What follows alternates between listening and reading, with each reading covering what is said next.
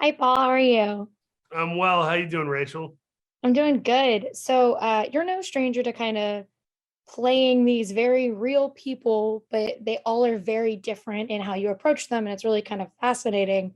So, I want to know, what is your first instinct when you get cast as someone who is a real life person, and like what are your steps to kind of finding the character within yourself? Thanks for saying that. I love playing real people because there's some bit of source material and kind of reasoning behind everything. It's almost like back when we did math class, you'd have the answers in the back of the book sometimes. I feel like I get to check my homework a little bit when I'm doing a real guy. So that I would say is an advantage. The disadvantage is if you play it a certain way, people can also check your work and go, well, that doesn't feel like the real person. So it's a double edged thing. But my approach is always the same. Just what is the story we're telling in this? What needs to be done? And it's really more born out of necessity of the story rather than what does Paul want to do with the thing. I would say that's like the groundwork that I lay, and then on top of that is all the stuff I'm having fun with. Like in this scene, I'm gonna have Larry eat food weird. In this scene, I'm gonna have him get teared up and emotional. In this scene, I'm gonna improvise this weird thing and try to throw Taryn off and make him come back with his own improv. Whatever it is, that's kind of the salad topper, the sprinkle stuff. And that's fun. Yeah. It's fun to do that, not just for self-amusement purposes. I don't do it abusively. It is a creative tactic, but that's some of the fun that gets to be had if you lay the groundwork and are rooted in the story. Yeah, and I think I'm a huge I, Tonya fan. It's one of my favorite movies ever. And so like That's cool. it's really cool kind of seeing how you, granted they're very different characters, but like Larry, who has done these horrible things, is someone you can kind of like see like everyone just abandoned him throughout his life, and you bring Mm, this kind of humanity to a story. I think that like through true crime we would have lost, mm. especially with Larry. And so what was kind of a lot of that comes from that friendship between Larry and Jimmy.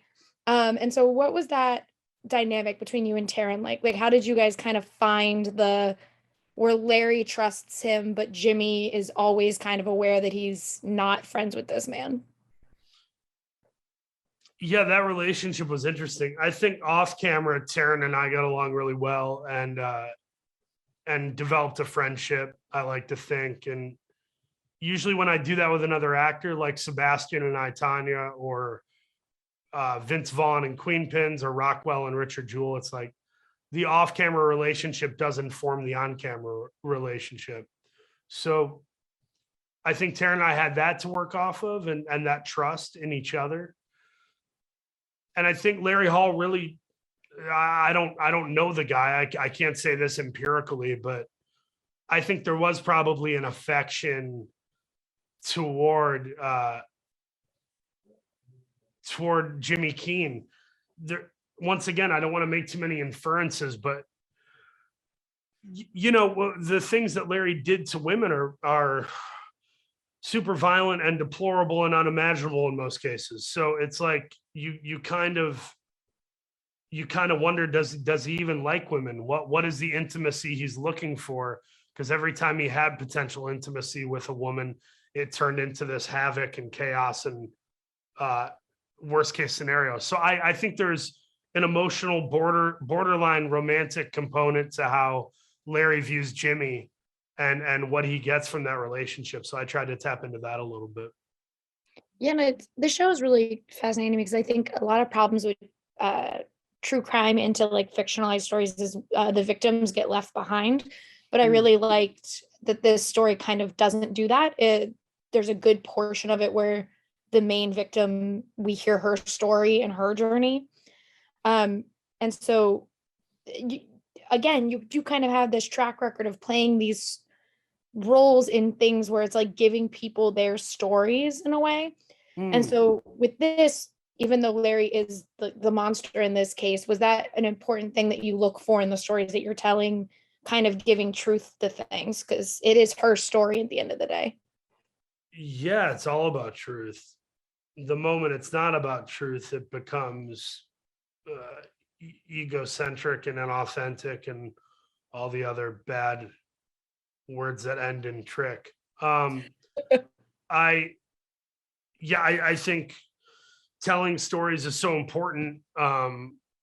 Whether it's the representation of different cultures or it's telling a difficult story that isn't easy to tell, but you're using an entertaining medium with which to tell that story. You know, I think we have opportunities and responsibilities to do that. And this is just one of those stories that I recognize should be told. There's an appetite for true crime, but there's also a necessity to tell that difficult story. I thought Dennis Lehane wrote this series in a particular way that wasn't gratuitous or abusive. It was really thoughtful. Yeah, I And he agree. wrote it really thoughtfully. And I think one of the more interesting parts of this story is like honestly Gary's understanding of his brother and what his brother did. Man, And yeah. for both of you, because it's not to get into spoilers, but there's a scene with Gary and Larry later where you can kind of see that Larry's like, oh, I lost someone I thought understood me. Yeah. um how did you guys kind of build that brother relationship? Because they're not like normal brothers. It's one brother who thinks that he failed and the other one who is both a compulsive liar and, I guess, again, a monster in very many ways. Yeah, you know, with Larry, there's a lot of self-deception that then breeds outward delivering of deception to all these other people. So I think the self-deception is unconscious. The deception is a little more conscious. We see that in their dynamic, and Larry's kind of seeing what he can or can't get away with. And Gary, out of love for his brother, I think, does look the other way, literally, proverbially, what have you. And that's tough. I mean, that's let's take it out of the serial killer high stakes realm. Let's bring it back down to a reality that's more relatable to us in general. Yeah. I'm sure you have friends or siblings, and I know I do, where they haven't made the best judgment calls, but in the moment, out of affection for them, you let things slide, or you give a wrist slap to something that needs a handcuff. And I think that's very human. That's, you know, we certainly do it with politicians and people in public where, you know, we're willing to sort of overlook based on the output of something that we're familiar with. And that is explored with Gary and Larry. And I think that actor, Jake McLaughlin, crushed it. I mean, he felt like that guy. He really brought a lot of humanity to that. Oh yeah. And there I don't have much time left, but I did want to point out that this show ends in such like a 90s way with the song that plays, that I was just like, oh right, yeah, I forgot at one point that this is very much in the 90s, which Yeah. you've kind of existed in a lot. What is it about that era that's kind of fun for you? Because this is the third time now in the 90s. Yeah. Yeah, I, Tanya, Richard Jewell, and this are all 90s stories for the most part, predominantly 1990s.